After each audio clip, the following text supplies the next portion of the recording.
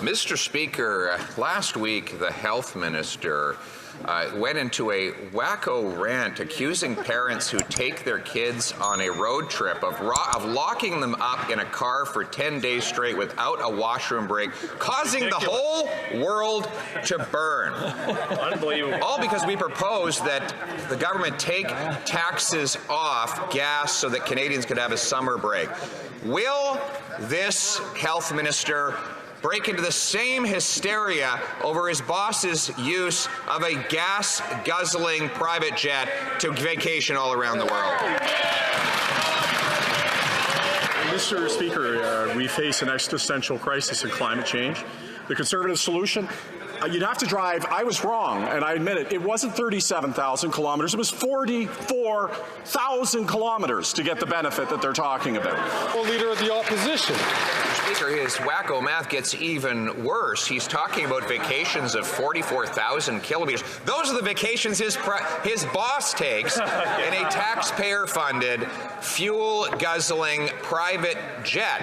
The vacations for which Conservatives want to give Canadians a break is to a local campground where they can support the local economy. We know Canadians can't go abroad. All they can do is get in their small vehicle and have a small break. Why won't the government take the tax off so that they can afford to do that?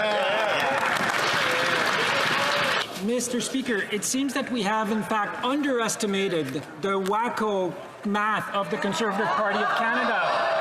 According to Sarah Hastings-Simon, an associate professor at the University of Calgary Faculty of Science, and she crunched the numbers, the alleged numbers of the Conservative Party based on the savings, and her calculation, someone would have to drive 44,000 kilometers, not 37,000 kilometers, Mr. Speaker. 44, so you could, in fact, drive from the North Pole to the South Pole and back, and you would have some kilometers left. These are the type of mathematics that these people are doing, Mr. Speaker.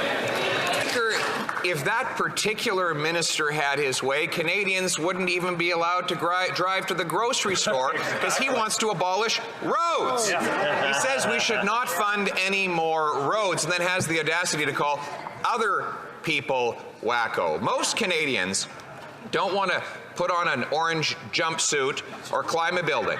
They just want to take their kids for a merciful break from this miserable, broken economy. So will the government accept our common sense plan to take the tax off gas and diesel so Canadians can have a summer?